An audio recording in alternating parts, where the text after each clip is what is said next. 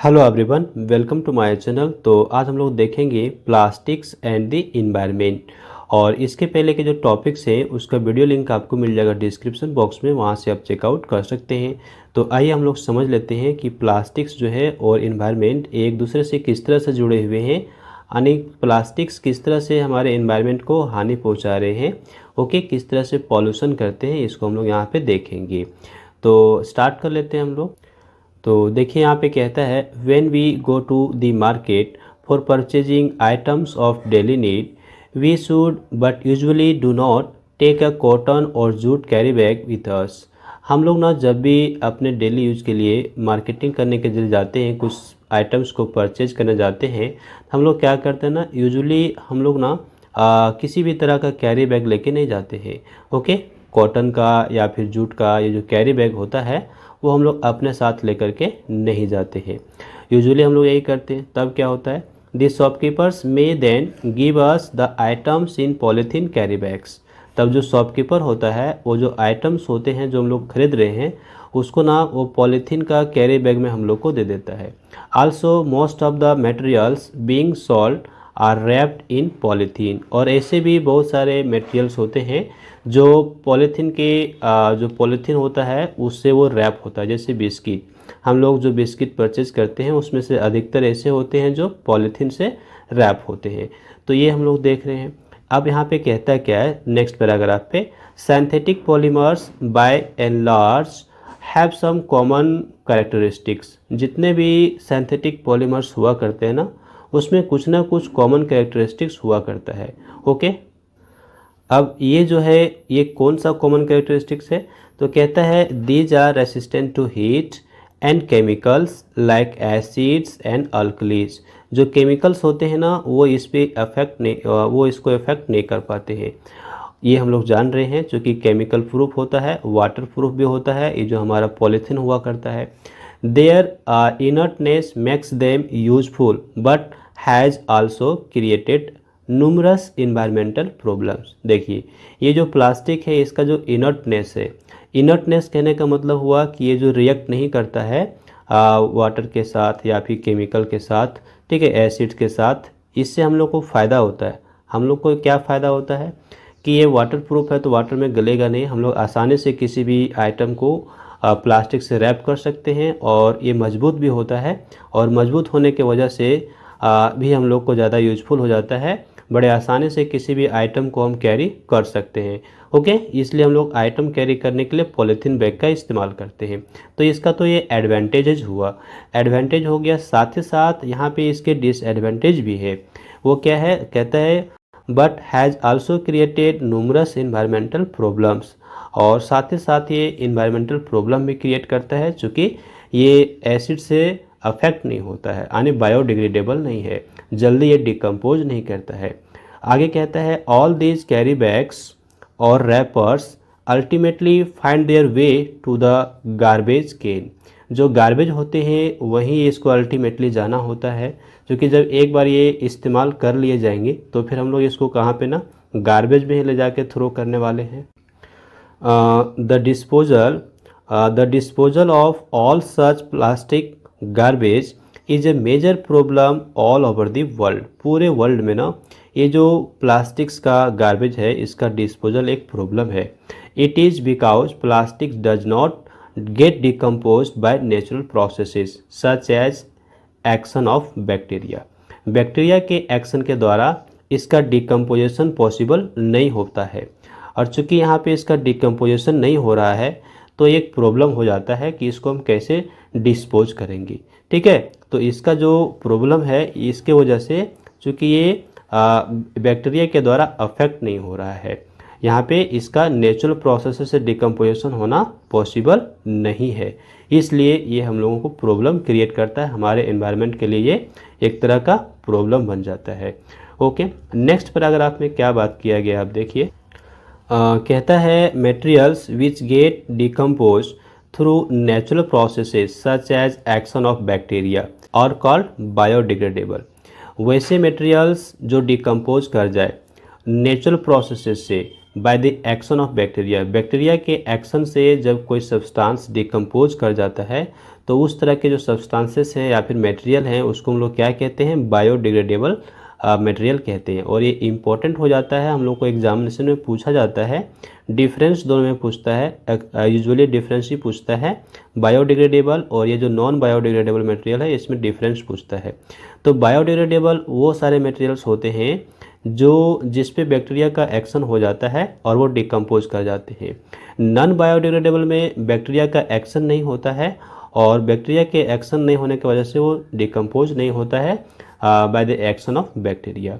तो यहाँ पे कुछ एग्जांपल्स भी हमारे पास हैं और ये एग्जांपल्स क्या है, कहता है parts and skin of vegetables and fruits, left over food stuff, paper, cotton, wood etcetera are examples of biodegradable materials. तो बहुत ही आसानी से हम लोग यहाँ पे समझ सकते हैं।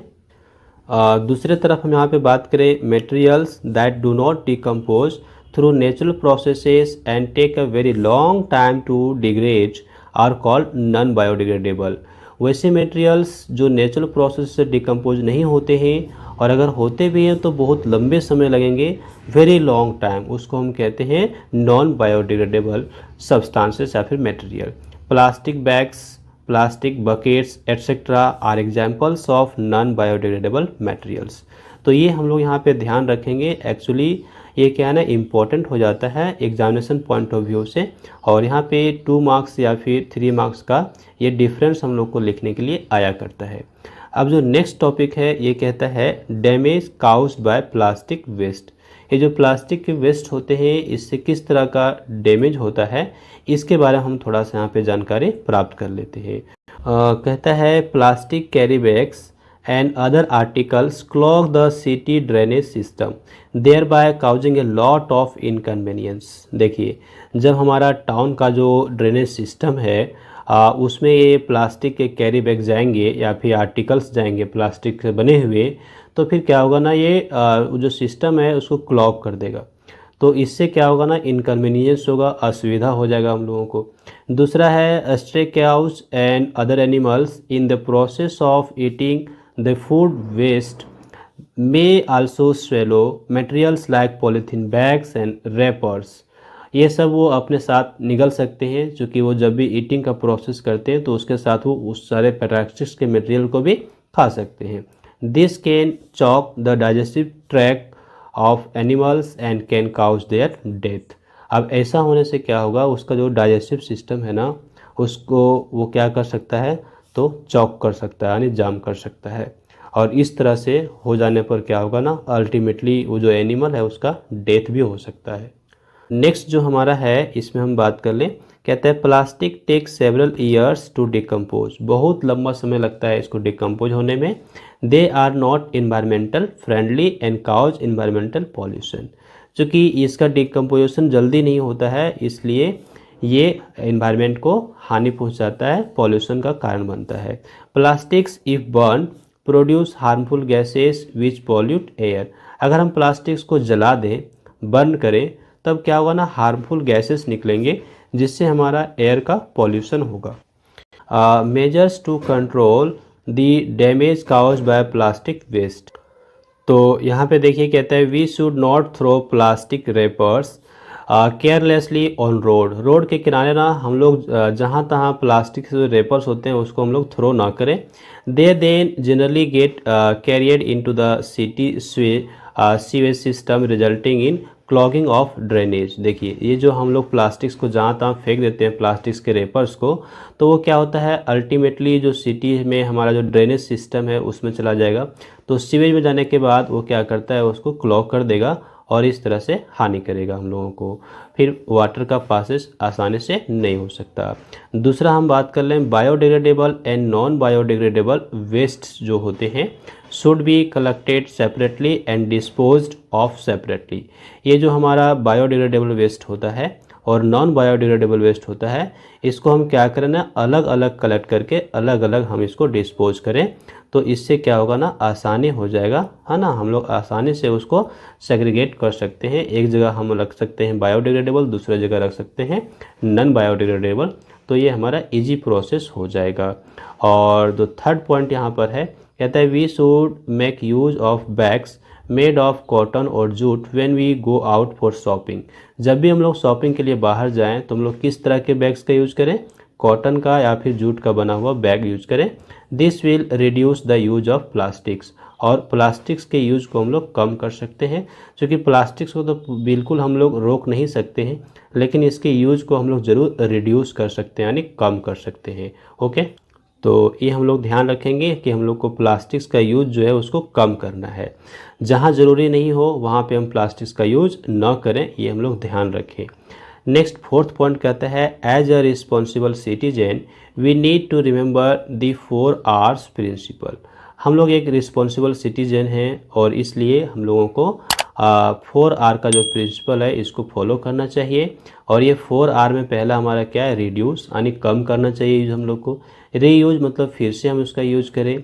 रिसाइकल, जो आइटम को यूज किए हैं उसको हम फिर से क्या कर सकते हैं ना, दूसरा प्रोडक्ट बना करके, है ना, वो रिसाइकल करके दूसरे आइटम में हमको उसको यूज कर सकते हैं। और एक है रिकवर, यानी उसको हम फिर से रिकवर कर ले, जहाँ तहाँ ना थ्रो करें। तो ये तो हमारे इम्पोर्टेंट पॉइंट्स हैं, इसको हम लोग ध्यान रखेंगे कि हमारा जो ये 4R है इसका ये जो 4R का प्रिंसिपल है इसको हम अच्छे से फॉलो करें, तब जा कर के बहुत हद तक हम अपने एनवायरनमेंट को पॉल्यूशन से रोक सकते हैं, कम कर सकते हैं पॉल्यूशन। ओके, बिल्कुल तो हम प्लास्टिक्स का यूज को बंद नहीं कर सकते, क्योंकि इसके कुछ अपने अपने एडवांटेजेस हैं, हम लोग जान रहे हैं। जो कि प्लास्टिक के जो एडवांटेजेस हैं उसका हमको लाभ लेना चाहिए, लेकिन एक लिमिट तक हमको लेना चाहिए। We need to develop habits that help to preserve the environment. हम लोग को इस तरह का हैबिट को डेवलप करना चाहिए जो हमारे एनवायरनमेंट को क्या करता है ना, प्रिजर्व करता है, यानी प्रोटेक्ट करता है।